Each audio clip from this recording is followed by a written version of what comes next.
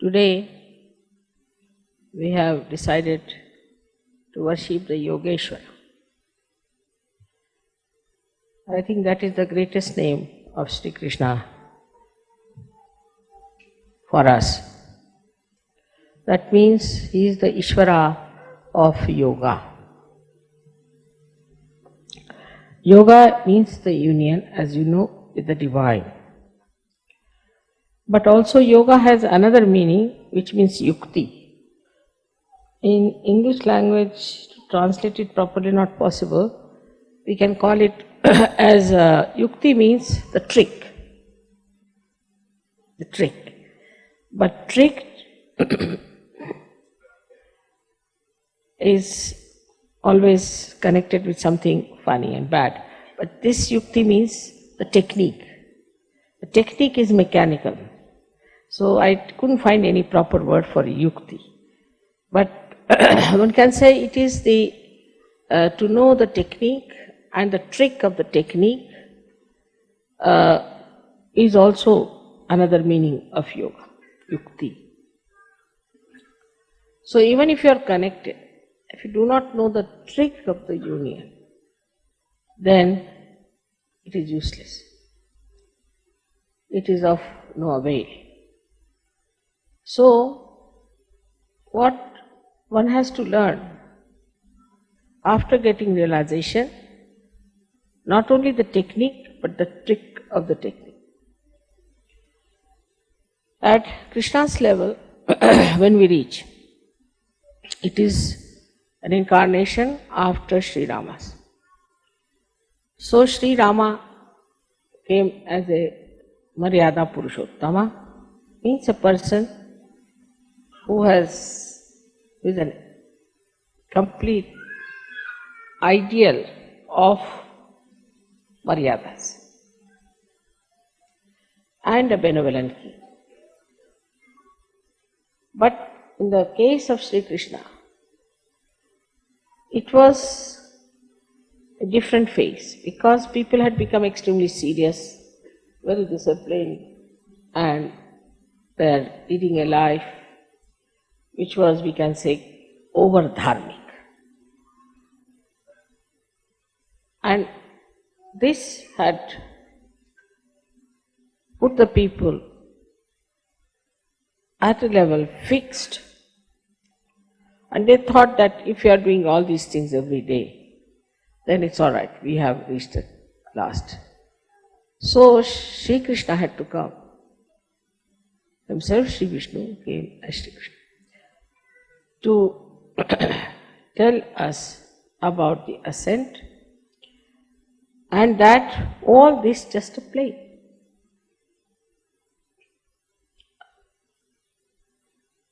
But only a person who is a master of the play can do the play. So to know the play, supposing you have communication, electrical communications you have. Now you don't know how to play with it.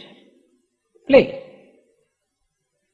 Not how to know or how to connect, but to play. Supposing only you know all the technique, then it becomes quite a headache. Because all the time you think you are doing it, you have to do this, and this has to be done, that has to be done, and this connection is not all right, that should be properly connected. You get tired and bored. But if it's a play for you, just a play, for any master it's a play.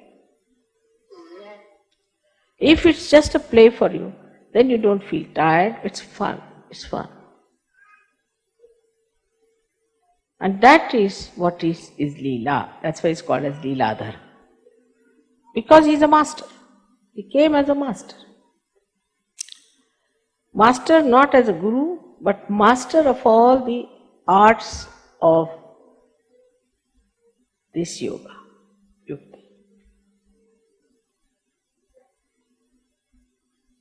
So he's so deft. He's so capable that for him it's a play. all this is a play for him. And this is what one has to know, that in yoga, everything that you do should be just a play.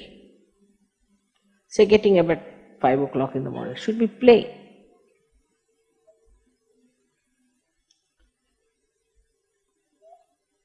In the morning you get up, say it's not yet, the sun has not come to suggest what you have to do, and the moon has departed. And in that twilight or a little darkness you get up. It's very beautiful. And that time you sit down for your dhyana. But it's not a serious thing. It's not something that is boring. It's a play. But for that you have to be a master. If you are the master of yoga, then it's a play. So the first Sri Rama's state has to be there, where you become really Vishwa Nirmala Dharmi, so that it becomes your play.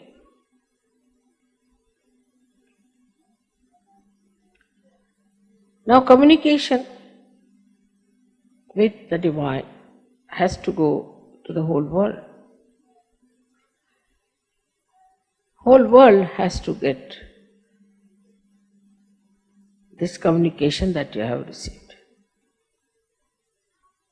For this part, Shri Krishna arranged something in his lifetime in a very simple way as a child. Very childish, it looks very childlike.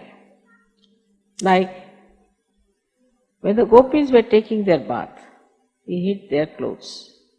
Indian women are never fully nude, never. Hid their saris and all that.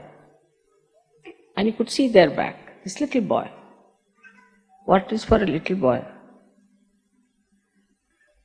He's sitting on a tree and he's trying to raise their kundalini.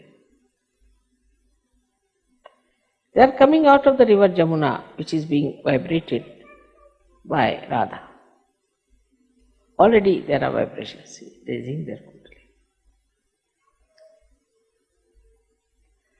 Then they are taking the water and he breaks their pitchers from the back, which has also got vibrated water. So the vibrated water falls on the back of these ladies and he tries to awaken their kundalini. See the play of a child. How he tried to play in his childhood, just like a child. And then he shows later on his childlike expertise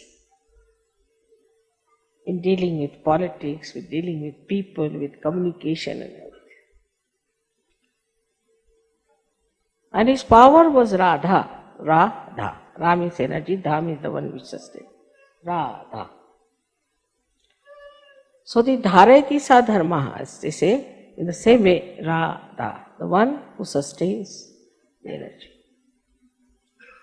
So the first quality that he got from her is she is Ahladadayi. That's the word. I couldn't find any word in English for Ahlad. Ahlad is when you suddenly see something nice, joy starts. Just very happy. But there are very few words in English, as you know, for translation, for joy or the most happiness. But Ahlad is a kind of a joy which, as you see, you get the fresh air. And how you feel. That is Ahlad. So she is Ahladadayini. She is the one who is the giver of Ahlada. And so, with her powers, he could work out this Ahlad to all the people with whom he was connected. So all the Gop and Gopis who were with him had to do Ras. Ra is energy, Sa means with. to dance with the energy that is Radhaji. He used to just play the flute and she used to dance. The energy used to pass through her hands to all the other people and the Kundalini would be awakened. So this was another play that year. So in the play only he raised the Kundalini. But in modern times it's very difficult. It's not easy to raise Kundalinis in modern times that way. I mean, nobody will understand also. So in modern times, when Sahaja Yoga is not just raising the Kundalini, but giving the complete knowledge about Sahaja Yoga and also empowering the person with the power to give others realization, it was a tremendous task. And that's why we had to find out these methods by which we could give realization to people. In those days, Kundalini were awakened, but it was not that Sahasrara was broken. So Kundalini must be somewhere hanging in the Agya, maybe at heart, maybe somewhere. And such people became the seekers. And that's how we find today people are here as Sahajogis whose Sahasraras are open and they know all the yukti of Sahaja. But there are subtler and subtler yuktis of Sahaja, which you have to master. The first is that his character was Madhuri, meaning the sweetness. Sweetness. He always says, sweet like honey. So when he talked to anyone or he communicated with anyone, it was through sweetness. And this communication, if you have not developed, then you are nowhere near yoga. To talk to someone sweetly, automatically, everything is Madhuri for him. His talking, his actions, his face, everything is Madhuri. So when we talk of communications, first of all, the greatest thing is the communication between human beings. And when we have to think of the communication with the human beings, many people think that by aggression you will communicate better, which is not true. I mean, if somebody wants to get something out of someone, say, so you go there and just talk. I have to have, how can you do it? This, that. As it is, it's no. But if you are sweet and start talking sweetly, then 99% will definitely dissolve. So to dissolve people with sweetness, how to do it, that trick one has to learn.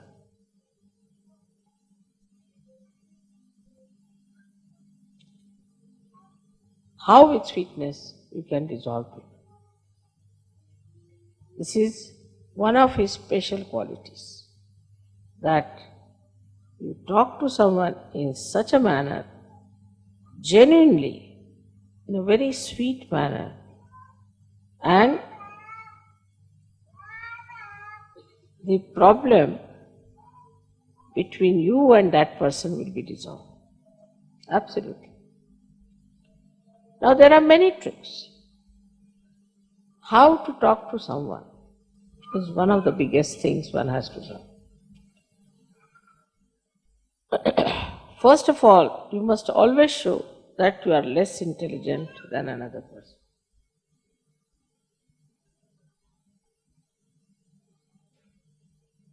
Like I'm talking to scientists, I will say, I'm sorry, I don't know any science, no good for scientists. So they feel, oh, very good.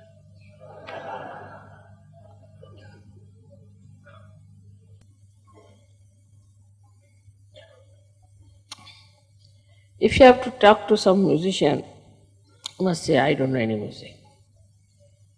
No, I've learned little bit, but not much. Musician feels very happy. You may call it a pampering of the ego. You may call it.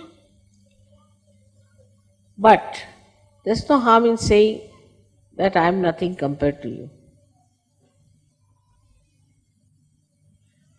So the first trick is complete humility when you talk to another person. It's a sign of greatness. It's a sign of fulfillment. As the trees, when they are laden with fruits, they bend down. So the first of all, if you say, I am no one, I don't understand anything, but I would like to hear. This is first. First quality of communication is to be extremely humble about yourself. The another person should not know who you are. And there's a lot of fun in it. Say for example now, I can say about myself that my husband was very highly placed in India. I met a friend in Delhi. She was studying with me in school and in college. And she asked me, where do you live? I told her in Meena Bagh, which was just a useless, small little place meant for very ordinary officers because they had not allotted us any house or anything. So temporarily we were there. She said, what? What is your husband doing? I said, he's some government servant. I didn't tell her. He came down. So he just looked at me and smiled. He said, do you know him? I said, he's my husband. She was shocked. He's your husband?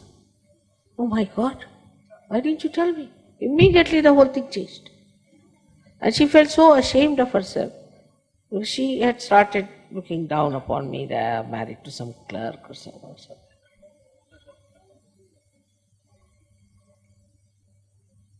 So the best thing is to play down. Play down everything. Now I know of certain surgeries, they say, oh, mother has given me such powers, I can do this, I can do that. This boastfulness is of no use. I haven't got any powers, you see. I am a Sajogi, that's all. But if you want, I can try.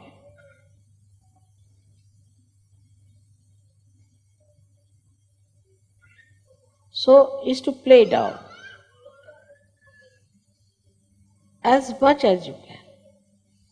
Practice this at home. First practice and then don't do it. So that is one of the greatest qualities of communication with others. Second thing, I think in the whole of Gita, if you read it, there's one very important thing, is krodhat pijayati samoha. See, among all the worst things that we have, according to him, we have 6 enemies. But in Gita, he started with krodha. He said, starts with krodha, with anger. If you have anger within you, then you are not a master at all. There's no need for a master to get angry because he can play about. He can make you dance like this. What is the need to lose your temper? But that mastery, if you don't have, of handling people, Then after 5-6 minutes of talk, your voice starts raising and a sort of something starts barking.